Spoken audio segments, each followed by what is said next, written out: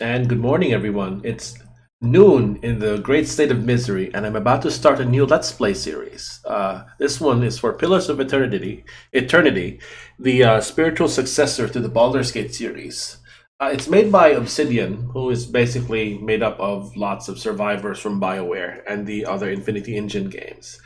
And I'm gonna be a bit late because I have to finish my lunch first. I guess I can.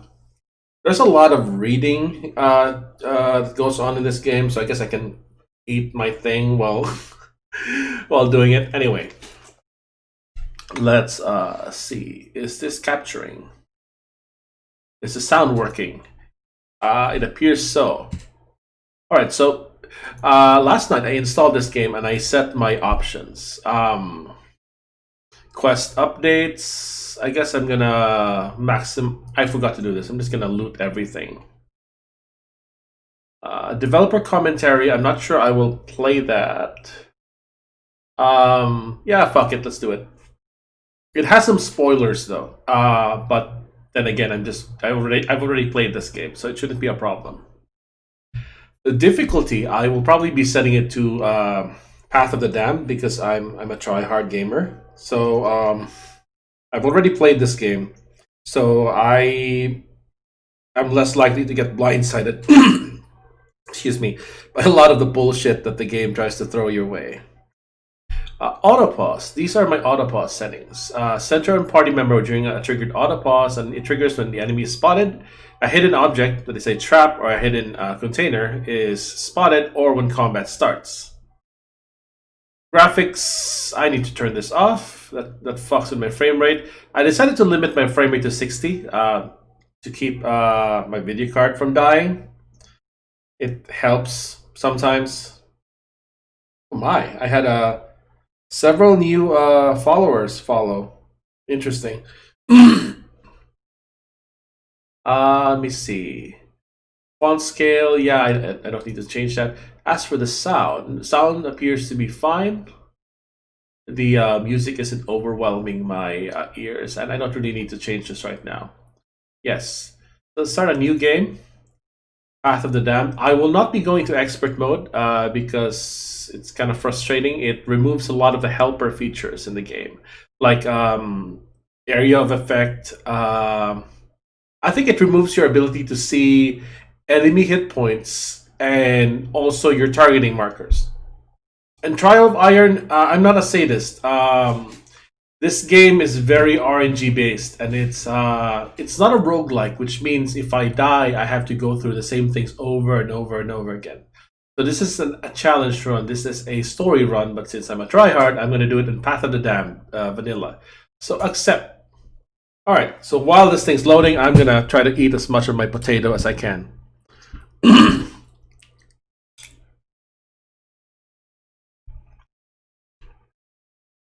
The narrator guy should keep you company while you hear me eating potato in the background.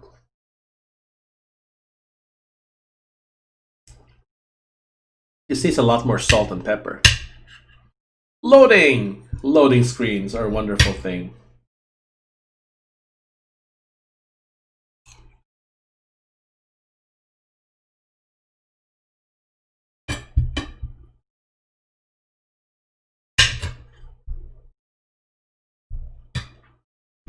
Volume seems low.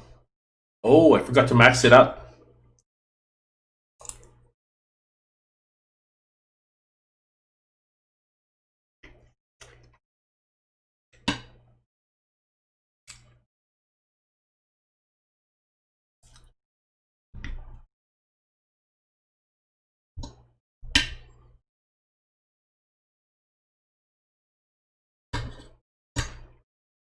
It's free real estate.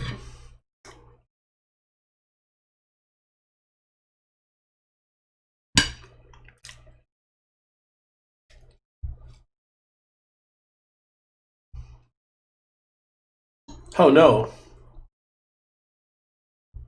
Oh, that's it. Click done. And now it's time for character creation.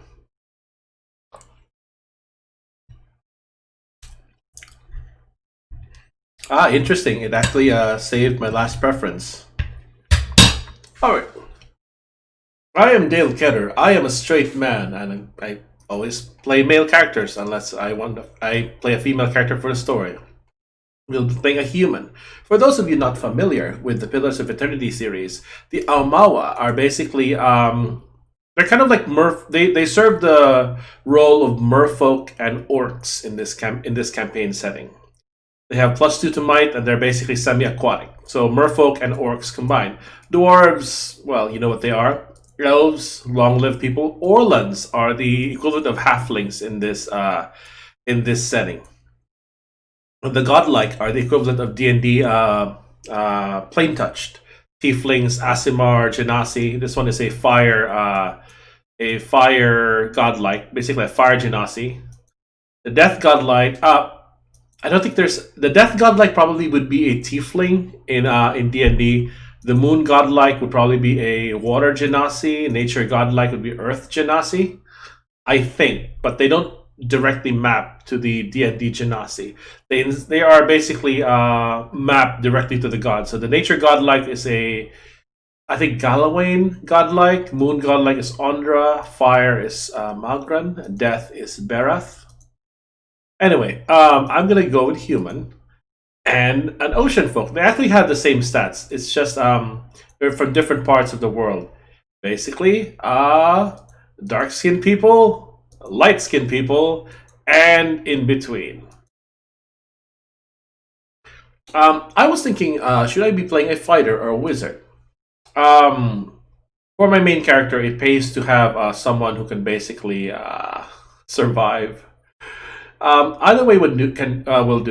Wizards can be built to be fighters, but for this playthrough, I'm going to be not sure if I should be a chanter or a fighter.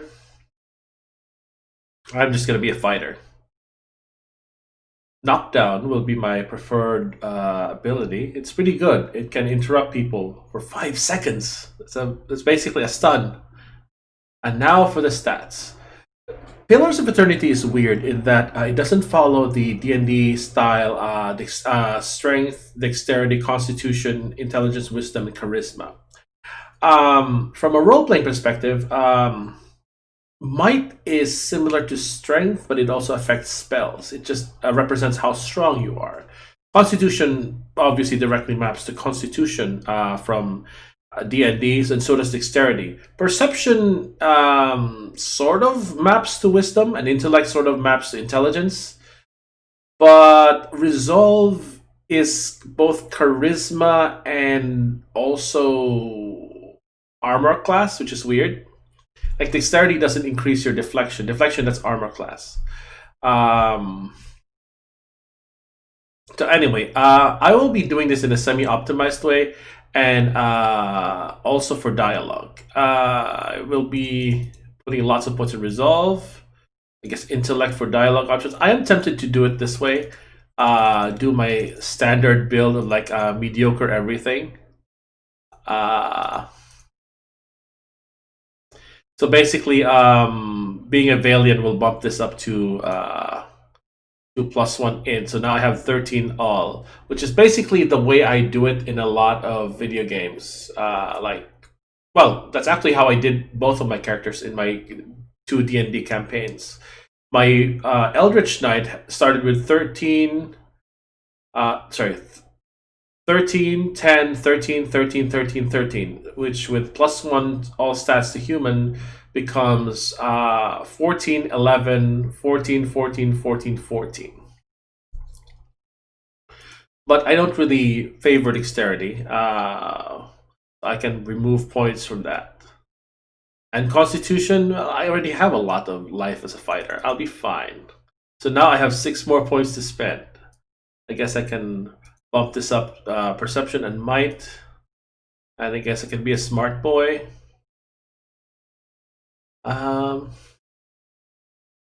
Perception is also important in Path of the Damned because enemies have a lot higher defenses.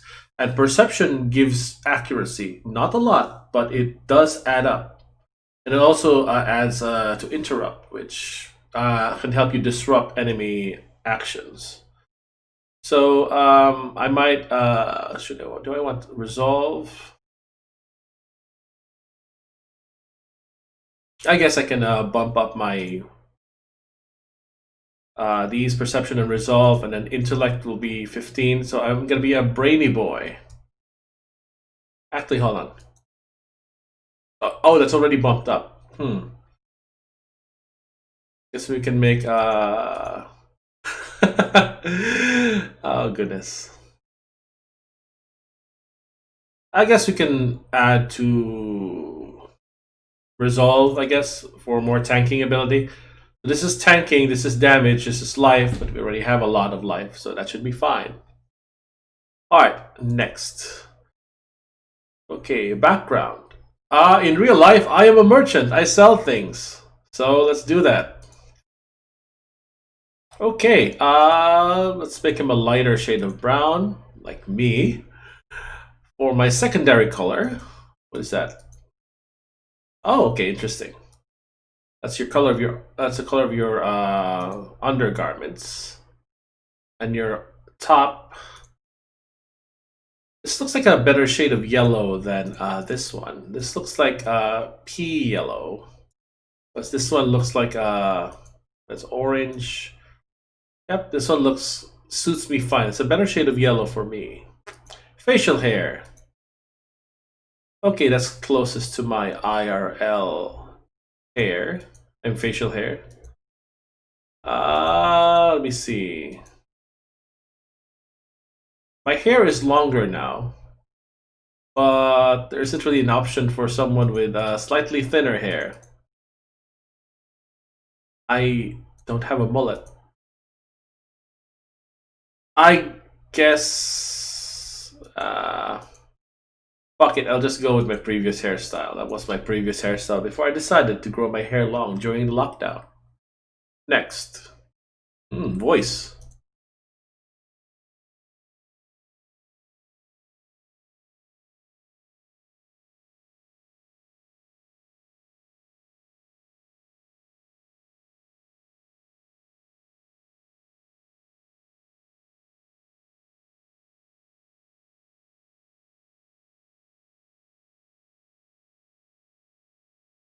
I guess I'm noble. Will be mine, I suppose. Next. Now we enter the name. Do I enter the name of my myself or my character? Let's name him after my character, Pitchfork, my Eldritch Knight. He's not actually an Eldritch Knight in this game because you can't multi-class in this game. But fuck it. Quick. Loading time. Time to eat more potato.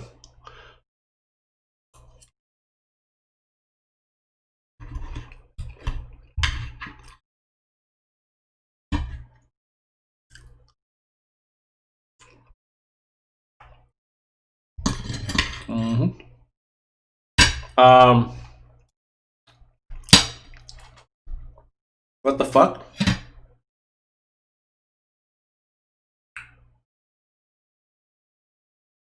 Is this stuck? The game is stuck. What the fuck? The